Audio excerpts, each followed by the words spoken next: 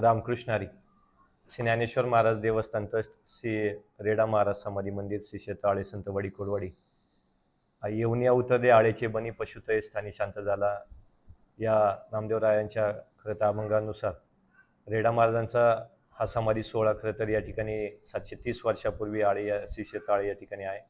आपण पाहतोय का वद्य आणि शुद्धच्या ज्या एकादशी आहे, ही सर्व असलेली 12 बार्शीकर मंडळी या असलेल्या देवस्थानला साधारणतः 27 गावं जोडलेली आहे.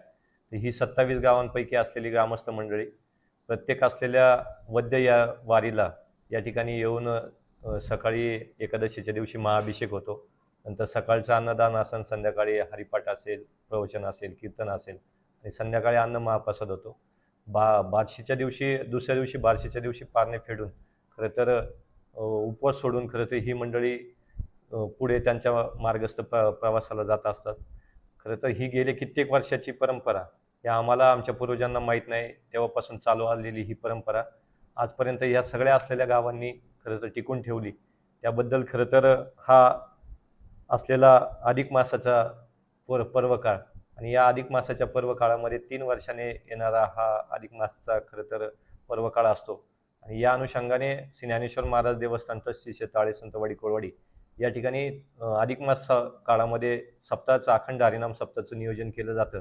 आणि हा अखंड हरिनाम सप्ताहाचं नियोजन ही संपूर्ण असलेली 12 बार्शीकर मंडळी आहेत, जी 27 गाव आहे, यांच्याकडनं खरं तरी ह्या संपूर्ण असलेल्या अखंड हरिनाम सप्ताहाचं अधिक मासामध्ये नियोजन केलं जातं.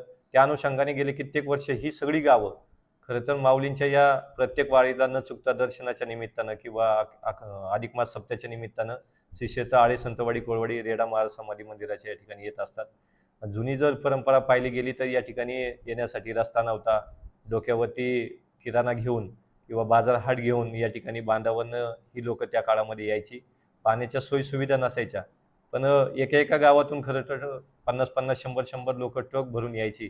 आणि या ठिकाणी खरं तर मोठ्या प्रमाणामध्ये एकादश असेल, बारस असेल, ही मोठ्या प्रमाणात व्हायची. पण तो आज दिवसेंदिवस खरं तर आपण पाहत चाललोय की ह्या असलेल्या लोकांचं असलेलं येणं जाणं ही मोजकी लोक खरं तर या ठिकाणी राहिली. तरुण पिढी यामध्ये खरं तर सहभाग नोंदवण्याच्या निमित्तानं प्रथमच पहिल्यांदा खरं तर माऊलींचं जे रेडा समाधी महाराजांचं जे अधिष्ठान आहे, त्या अधिष्ठान घेऊन आपण रथयात्रेचं नियोजन या दिनांक 9/6/2026 मंगळवारी 3 वाजता माऊलींच्या या ठिकाणाहून प्रस्थान केलेलं आहे. पहिली सुरुवात जे आहे ती डोंगरवाडी, तालुका पारनेर, जिल्हा अहिल्यानगर या ठिकाणी सायंकाळी 5 वाजता होणार आहे.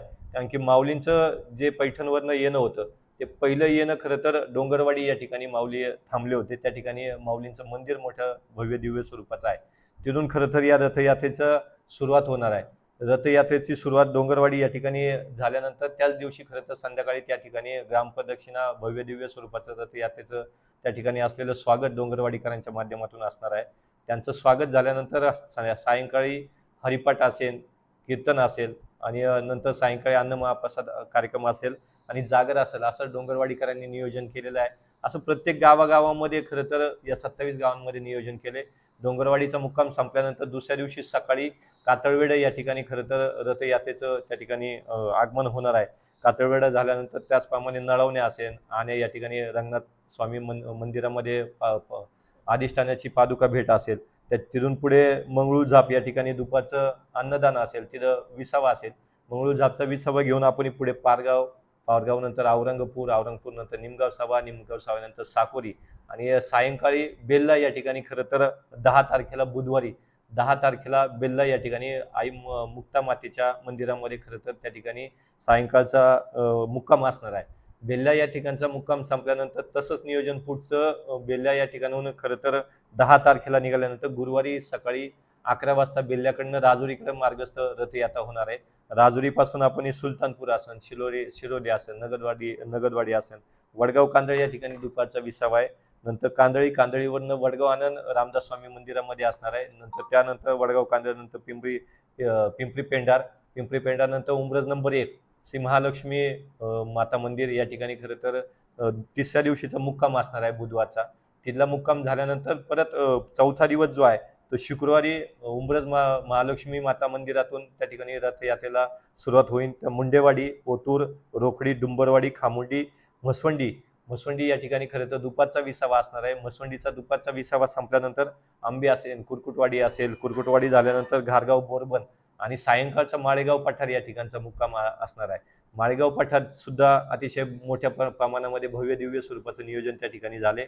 माळेगाव पठारला मुक्कामी राहिल्यानंतर शनिवारी 13 तारखेला माळेगाव पठारवरनं बोट्या या ठिकाणी खरं तर येणार आहे. बोटा नंतर आल्यानंतर बोट्यावरचा झालेला प्रवास तिथून आळेफाटा या ठिकाणी डोकेनगर या ठिकाणापासून कैचानमळा असेल, कैचानमळ्यातून आपली ग्रामदेवी अंबिका माता मंदिरानंतर डावखरवाडीतनं निमसेमळ्यातनं शेळकेमळ्यातनं संतवाडीमध्ये दुपारचं खरं तर विसावा मारुती मंदिरामध्ये असणार आहे. संतवाडीचा विसावा संपल्यानंतर तसंच त्या मार्गे आपण दिघे वस्ती असेल, दगडखाना असेल, शेळीमळा असेल आणि कोळवाडी या ठिकाणी खरं तर शनिवारचा मुक्काम सायंकाळी 7 वाजता हनुमान मंदिरामध्ये असणार आहे. हनुमान मंदिरातला मुक्काम झाल्यानंतर रविवारी सकाळचं रथयात्रेचं खरं तर निघाल्यानंतर प्रस्थान झाल्यानंतर लवणवाडी या ठिकाणी, नंतर दक्षिण लवणवाडी, बोरी रोड, आनंदवाडी, आडीचौरमळा, पिंगळेमळा, शिंदेमळा, आगरमळ्यामध्ये दुपारचा रविवारचा विसावा असणार आहे. तिथला विसावा संपल्यानंतर आळेकडं मार्गस्थ आपण आगरमाळ्यातून होत असताना खंडोबा मंदिर असेल, खालची माळी आळी, त्याच्यानंतर विश्वकर्मा मंदिर असेल, अहिल्यामाता मंदिर असेल, राजे उमाजी नाईक मित्रमंडळ त्या ठिकाणं असेल, त्याच्यानंतर शनेश्वर महाराज देवस्थान ट्रस्ट असेल, राम मंदिर असेल, बालाजी मंदिर असेल, दत्त मंदिर असेल आणि नंतर काळाई मंदिर आणि हनुमान मंदिर या ठिकाणी आळेगावी रविवारी मुक्काम असणार आहे. आणि रविवारचा मुक्काम झाल्यानंतर सोमवारी सकाळी अमावस्येच्या दिवशी म्हणजे या अधिक मास पर्वचा शेवटचा जो दिवस आहे तो असलेला अमावस्येचा दिवस सकाळी 7 वाजता खरं तर आळे या ठिकाणून रेडा महाराज समाधी मंदिराकडे खरं तर प्रस्थान रथयात्रेचा असणार आहे. ते प्रस्थान आळे गावापासून तर रेडा समाधी मंदिर, श्री क्षेत्र आळे, संतवाडी, कोळवाडी या ठिकाणी होणार आहे.